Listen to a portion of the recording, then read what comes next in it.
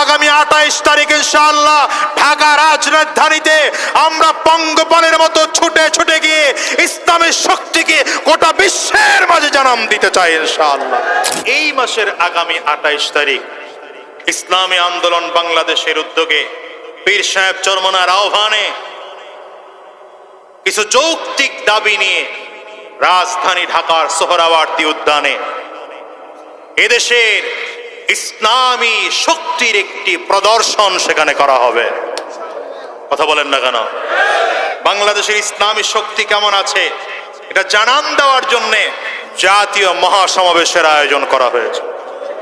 এই সমাবেশে আপনারা যাবেন তো ইনশাআল্লাহ? দেখি কারা কারা যাবেন ইনশাআল্লাহ। আল্লাহ কবুল করো, আমিন বলেন, জোরে বলেন আমিন।